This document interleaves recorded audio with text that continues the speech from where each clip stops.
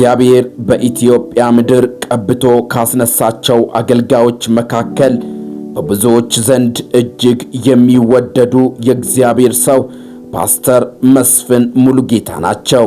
በአገልግሎታቸው ብዙ ድንቅና ተአምራት ሆኗል፣ እየሆነም ይገኛል። ከዚህ በኋላ እግዚአብሔር በታላቅ ክብር በኢትዮጵያ ምድር እንደሚገለጥና ብዙዎች ወደ እግዚአብሔር መንግሥት እንደሚመጡ ሲናገሩ ተደምጠዋል። እስቲ ቪዲዮውን አይተን እንመለስ። የእግዚአብሔር ክብር ሊመጣ ነው። ሚሽነሪ አውሮፓ የምንልክበት፣ አሜሪካ የምንልበት፣ አረብ ሀገር የምንልክበት የእግዚአብሔር ቅባት ኃይል ሊመጣ ዘመን ደርሷል። ያመነ አሜን በለኝ። ሙታን ሊነሱ፣ እውሮች ሊበሩ፣ ሽባዎች ሊተረተሩ ልዩ ቅባት ይኸውልህ፣ ከዚህ በፊት ያልሆነ በፊኒሽንግ ላይ የሚመጣ ቅባት አለ። ኢየሱስ ሊመጣ ነው። ማን የተዘጋጀ? እቺ ጨምዳዳ አሮጊት ቤተክርስቲያን አትነጠቀም፣ ግን አስሞሻሩ መንፈስ ቅዱስ ይመጣል። ንቅናቄ ይፈጠራል። ዋው! እርግጠኛው ነው። እዚች ምድር ላይ የፈውስ ፕሮግራም ብለን የማናዘጋጅበት ጊዜ ይመጣል። አንተ ባለበት እውር ይበራል። በመስሪያ ቤት ውስጥ፣ በንግድ ቦታ ላይ፣ በመስሪያ ቤት ላይ አጋንንት ተቀምጦ አብሮ ላይ ያመልክ የጠላት ኃይል ስማ እንጂ ኪዳን የሌለው ቃል የሌለው ተስፋ የሌለው ኢትዮጵያን አይወርስም። ኪዳን ያለው ቃል ያለው ተስፋ ያለው የእግዚአብሔር ልጅ ኢየሱስ እንሩት። ክብር አለ፣ ሽልማት አለ። ሃሌሉያ ሃሌሉያ። አሁን አዲስ ነገር ሊፈጠር ነው። አሁን የሚነሳው ቅባት በከተማችሁ ውስጥ እንደተደረገው ሰዎች ፖስት የሚደረጉበት ሳይሆን ኢየሱስ ላይ ትውልድ ላይ ኢየሱስን ፖስት የሚያደርግ አንድ አዲስ ንቅናቄ come on everybody ሃሌሉያ ሃሌሉያ። የሆነ ነገር እየወረደ ነው። እባክህ ነገ አጠብቅ። ፓስተር መስፍን ሙሉጌታ በኮልፌ ቃለ ሕይወት ቤተክርስቲያን ለብዙዎች በረከት መሆን የቻሉ ትሕትናንና መሪነትን ያጣመሩ አገልጋይ ናቸው።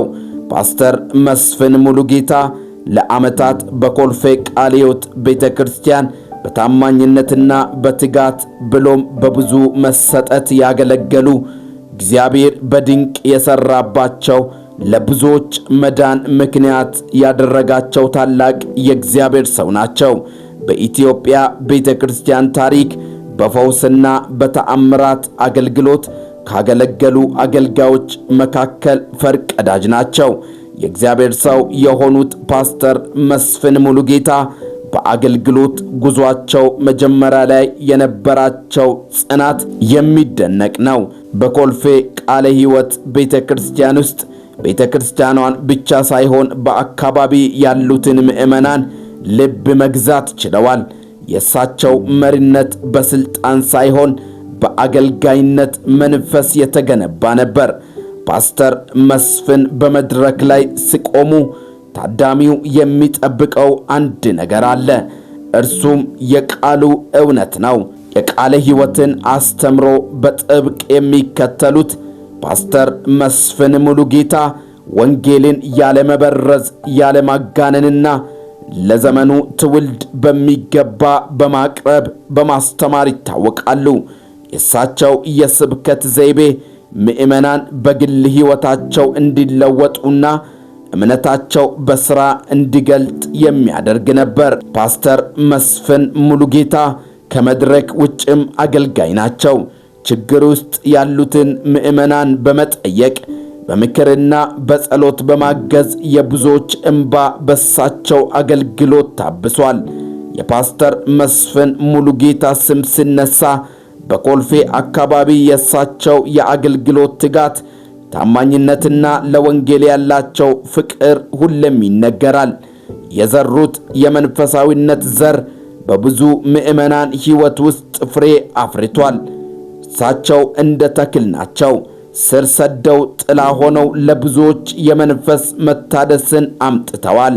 ወጣቶች የእሳቸውን አገልግሎት ፈለግ በመከተል እግዚአብሔር እንዲቀባቸውና በምድሪቱ በረከት ለመሆን እንዲጸልዩ ምክንያት መሆን ችለዋል። በሐዋርያት ሥራ ምዕራፍ 19 ቁጥር 11 እና 12 የእግዚአብሔር ቃል እንዲህ ይላል። እግዚአብሔርም በጳውሎስ እጅ የሚያስገርም ተአምራት ያደርግ ነበር። ስለዚህም ከአካሉ ጨርቅ ወይም ልብስ ወደ ደዌዎች ይወስዱ ነበር፣ ደዌያቸውም ይለቃቸው ነበር፣ ክፎች መናፍስትም ይወጡ ነበር። ስለዚህ ሽልማቱ መቼ ነው የሚሰጠው? አሁን ብዙ አገልጋዮች የምታውቋቸው በእሳት ጀምረው በጭስ ነው የጨረሱት። እየሰማችሁ ነው? በምን ጀምረው?